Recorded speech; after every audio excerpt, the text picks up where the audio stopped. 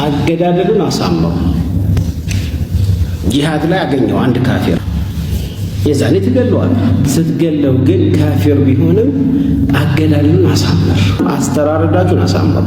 እንዴት ነው አስተራረድን ማሳመር ሲባል ወልዩሂድ አሐደኩም ሸፍረተሁ ወል አንድ ሰው ቢላውን በደንብ አድርጎ ይሳለው። በዛው መሳል አለበት። ሌሎቹ በየመስጊዶቻቸው እንዴት ክርስቲያንን ማረድ እንዳለባቸው ኮርስና ትምህርት ይወስዳሉ።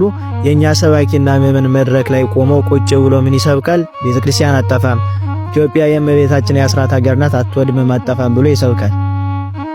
ኢትዮጵያ ከሌሎች ሀገራት በምን ትለያለች? ማጠፋበት ምክንያትስ ምንድነው? ቱርክ የቅዱስ ቆስጠንጢኖስ ሀገር ጉባኤ ኒቄያ የተካሄደባት ያች ታላቅ የክርስቲያኖች ሀገር ዛሬ አንድ ክርስቲያን ለምንድነው የማይገኝባት? ሶሪያ የነ ቅዱስ ኤፍሬም ሀገር ለምንድነው ዛሬ የጠፋችው?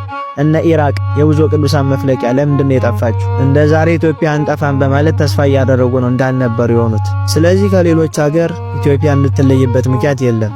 ሌሎቹ እንደጠፉት፣ ሌሎቹ አንቀላፍተው እንደተወጉትና ታሪኩ ነው እንደቀሩት አገራችን ኢትዮጵያ ላይም ክርስቲያኖች ነበሩ መባሉ አይቀርም። በዚህ አካሄዳችን ከቀጠለ የትናንትናው ዝምታችን ለዛሬው መታረዳችን መንስኤ ሆኗል። የዛሬው ዝምታችን ደግሞ ለነገ መታረዳችን መንስኤ ነው የሚሆነው። ስለዚህ አንድ ክርስቲያን ማወቅ ያለበት ነገር ቢኖር አንድ ሰው ተነስቶ ሀገርን፣ ቤተክርስቲያንን፣ ትውፊትህን፣ ባህልህን ሊያወድም የመጣ ጠላት ካለ እሱን ገጥመ ማሳደድና ማጥፋት ነው እንጂ አንጠፋም እያሉ እየተወጉ እየታረዱ መኖር ክርስትና አይደለም። አንተ ሰው ላይ ግፍ አትፈጽም፣ አንተ በሰው ድንበር አትግባ፣ አንተ ኃጢአት አትስራ፣ አንተ መጀመሪያ ግፈኛ አትሁን እንጂ አንተ ላይ ግፍ ሊሰራ የመጣ ቤተክርስቲያንን ሊያጠፋ እናት አባትህን ሊያርድ ሀገር ኢትዮጵያን ሊያወድምና ታሪክን እንዳልነበር ሊያደርግ የመጣን ጠላት እሱ በመጣበት መንገድ ነው መመለስ ያለብህ። እንዲሁም በመጽሐፈ ሳሙኤል ቀዳማዊ ላይ እንደተጻፈው ፍልስጤማውያን ተነስተው እስራኤላውያንን ሊወሩ ቢሉ ጎልያድም ተነስቶ በእግዚአብሔር ሕዝብ ላይ አፉን ቢያላቅና እግዚአብሔርን ቢሳደብ ቅዱስ ዳዊት ይሄንን ሽሙጥና ስድብ ሰማ። በዚያንም ጊዜ እግዚአብሔርንና የእግዚአብሔርን ሕዝቦች የሚሳደበውን ጎልያድን ሂዶ ገጠመው፣ በጠጠር ግንባሩን ብሎ ጣለው። ከዛም በኋላ በእጁ ሰይፍ አልነበረ፣ ጎልያድ ሰይፍ ታጥቆ ነበር የመጣው። የጎልያድን ሰይፍ አነሳና የጎልያድን አንገቱን ቆርጦ ጣለው። በዚያንም ጊዜ ቅዱስ ዳዊት ከኔና ከወገኖቼ ላይ ስድብን አራኩ ብሎ ተናገረ። ሕዝብን፣ ሀገርን፣ ቤተሰብን ሊያወድም የመጣን ጠላት ሳትደርስበት የደረሰብን ጠላት ካለ መግደል ኃጢአት አይደለም። ቀኝን ሲመታ ግራን ስጥ የሚባልበት ቦታ አለው። ጠላትን ወደን የሚባልበት ቦታ አለው። እንዲሁ እንደ ዛሬዎቹ ግራኛ ይመር ተነስቶ ቤተክርስቲያንን 15 ዓመት ሙሉ ሲያወድማት በዚያን ጊዜ የነበረው ንጉሥ ተነስቶ ሸሸ። ብዙ ሰዎች ታረዱ፣ ብዙ አብያተ ክርስቲያናት፣ ብዙ ገዳማት ወደሙ። በዚያንም ጊዜ መፍትሄውን ያወቀው ልጁ ገላውዲዮስ ተነሳ ሰይፉን ይዞ። ግራኛ ይመር ሰይፍ ይዞ እንደመጣ ሁሉ ገላውዲዮስም ሰይፉን ይዞ ተነሳ። ግራኛ ይመርን አሳዶ አንገቱን በጥሶ ጣለው። በዚያንም ጊዜ የኢትዮጵያን ሰላሟን የቤተክርስቲያንን አንድነቷን መለሰ፣ እግዚአብሔርን ባረከው። እኛም ሁሌ ወር በገባ ባይሰበት ቅዱስ ገላውዲዮስ እያልን እናዘክሯለን፣ እናከብረዋለን። ለምን ካልን ቤተክርስቲያኑን ያወደመውን ሀገሩን ያጠፋውን ግራኛ ይመርን አንገቱን በጥሶ ስለጣለው።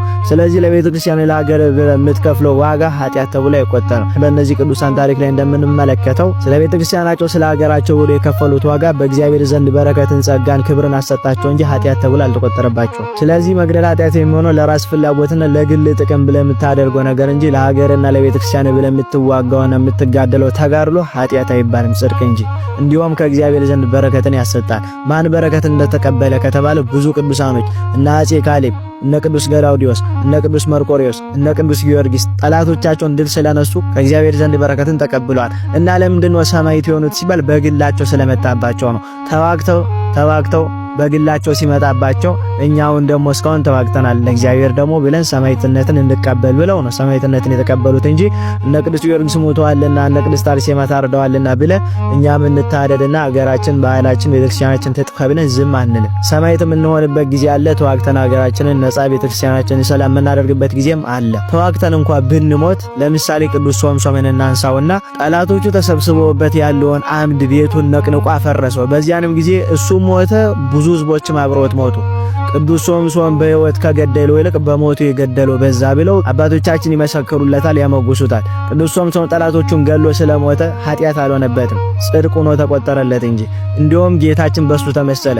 ጌታችን አጋንንትን በሕይወተ ሥጋ ካጠፋቸው ይልቅ በሞቱ አጋንንትን መቅጣቱን በዚህ ምሳሌ አድርገን እናነሳለን። ስለዚህ ሀገርን፣ ቤተክርስቲያንን፣ ቤተሰብን ሊያጠፋ የመጣውን ጠላት ብትገድለው ጽድቅ እንጂ ኃጢአት ተብሎ አይቆጠርብህ። ይሄንንም በእርግጠኝነት ከአባቶቻችን ታሪክ ተረድተናል፣ ተምረናል። ይቆይ